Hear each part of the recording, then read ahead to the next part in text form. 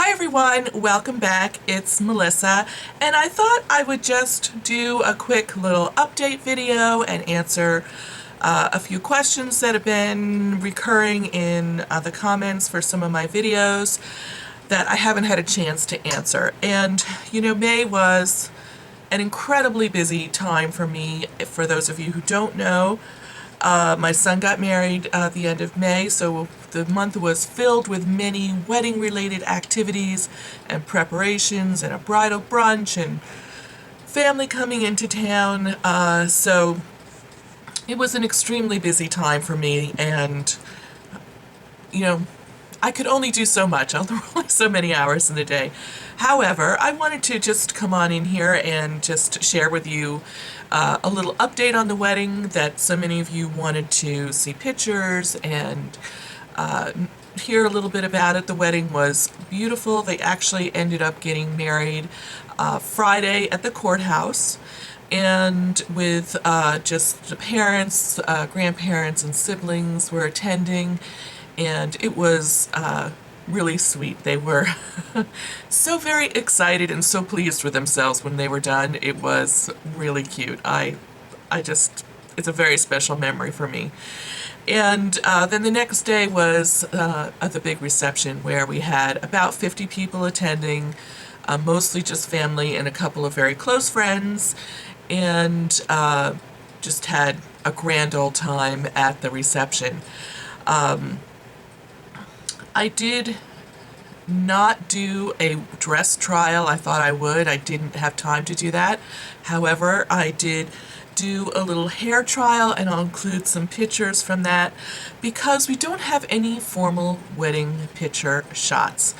There was a small snafu with the flowers, and we ended up, all the time that we had allotted for formal photographs was taken up dealing with the flower situation, which was fairly invisible to everyone once we got started, but I did miss out on some of those formal shots. So anything you're seeing in this video were all taken by my beautiful sister-in-law, Donna.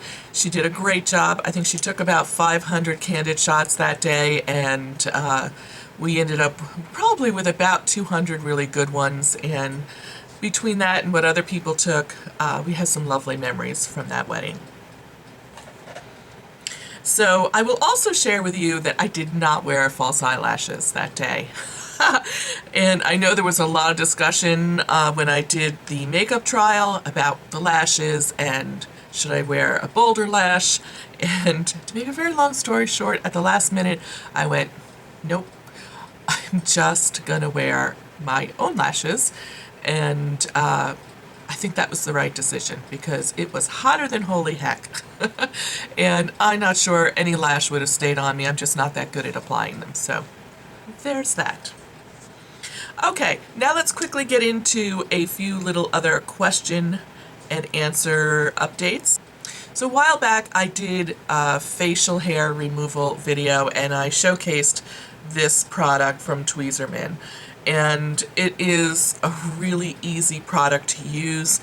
I love it, but so many people were wondering, where does one purchase this? And basically anywhere that Tweezerman products are sold, and that would be Ulta has it, Target has it, I've seen it in like Walgreens, so it basically wherever you would see Tweezerman products, I see this more and more everywhere. When I first picked it up, I found it at Ulta, and I hadn't seen it anywhere else, and now I see it in a lot of places. So this is just such a lovely tool to use for removing hair, and it's I'll include a link to that video in case you haven't seen it and you'd like to see a full demo on that. So on one of my hauls, I showcased one of the Too Faced long-wearing liquid lipsticks in the shade Chihuahua, and it was such a disappointment. It was a color that I really had sought after for many months, and it was constantly sold out. It's one of the nuder shades. I did end up taking that color back because it just looked awful on me, and to quote one of my viewers, Kermit Von Frog 12, Sam, thank you Sam for the laugh, she called it Cheeto Mouth, and yes, it looked like Cheeto mouth. It was awful on me. I know a lot of you really love that shade. It just is too warm for me, and I just don't care for it. So that went back. And yes, I got the hairy eyebrow when I brought it back. They were like, what? Your brain is back? Yeah, it looks like crapola on me. So there's that. Okay, moving on to Paula's Choice. One of my newer viewers who has subscribed, Lynette Longmire, asked on a video that was probably more than a year old if I'm still using Paula's Choice skincare. And the answer is yes. I love Paula's Choice. I've been using it for years, on and off, but steadily probably for the last 5 years. That's all I've really been using on my face, with the exception of some of the masks that I use. And I'm totally dedicated to that brand. I have picked up a few new items, and I thought I would just share them with you. Some I've tried and some I haven't tried. One of the first things I've picked up recently is the Resist Daily Smoothing Treatment with 5% AHA. And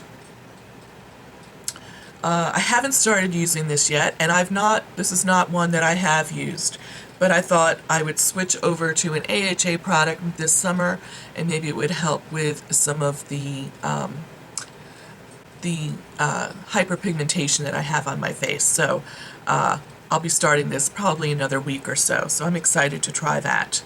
And then I picked up 2 new products that are brand new to the line. The first one is the Paula's Choice Resist Hyaluronic Acid Booster. And it comes in a little glass jar with a little eyedropper. And it's something that you add to, you can put it directly on your skin, or you can mix it with your favorite creams to make them more hydrating. I use it right now primarily under my eyes. I dab it a little bit under my eyes, and then I follow up with my eye cream. And that is currently the Shiseido Benefiance Wrinkle Resist Eye Cream. And I really feel like it helps with the texture under my eyes. And by texture, I mean wrinkles. But I think it helps soften them and plumps them up a little bit. They don't totally go away, but I think it certainly improves them. And so I'm anxious to see what'll happen during the winter when my skin's a little bit drier, but I'm really pretty excited about this one. And then she also has released a new anti-aging lip gloss with an SPF of 40. And there is a tinted version, which I picked up, and there is a clear version, which, I only picked up the one. And I've only just started using this, and I think it's nothing, here, let me just show you the color first. Looks pretty dark there, but on the lips, the shade is barely visible, if you can see it right there. So it's moisturizing enough. I would have liked it to have a little bit more pigment in it for the colored version, but it's nice and neutral enough that you can apply it over any lipstick that maybe doesn't have any SPF in it, or to wear it alone when you want to make sure that you have some protection to your lips. So like I said, I've only just started using this, so I don't really have a real strong opinion on this one way or the other. I think it's nice, but I think there are other more highly pigmented lip glosses or lip products if you're looking for a pigmented lip product with sunscreen in it. So the last thing I'm going to talk about is I got a ton of questions about the Jergens BB Correct cream. I picked this up. They have a SPF version and a non-SPF version, and I picked up the SPF version. It is just a really lovely body lotion that has, I love the texture of this, and I think the smell is divine. I really love the smell. So I've been using this, not religiously, but I've been using it mostly on my hands and arms to give me some protection from the sun when I'm out and about. It does come in 2 different shade variations. I have the one for light skin tones, and there's one for like medium to like dark skin tones. And I thought it was interesting. I wanted to do a little bit more research on this product because it's not real clear to me what it's supposed to be doing. It does say it has 5 beautifying benefits for a flawless appearance, and that should increase after 5 days of usage. What it does not say on here, which I think is pretty stunning, is it actually has a little bit of self-tanner in it. It does not smell like self-tanner at all, and I only figured this out by going on to Beautypedia with, that's the section of the Paula's Choice website where she does a lot of reviews, and nowhere on the packaging does it say anywhere that it is a self-tanner. So it also says, use daily, its self-adjusting tone technology, self-tanner, delivers a customized solution for your skin tone. I don't know why they didn't want to say that it has a little bit of tanner in it. Maybe they thought people wouldn't buy it because they don't like self-tanner. But I like it. I would buy it again, because I'm always looking for something really nice to put on my hands and my forearms to protect me from the sun, especially during the summer. So this fits the bill nicely, and I like the way it soaks in, and I like the way it smells. I like it.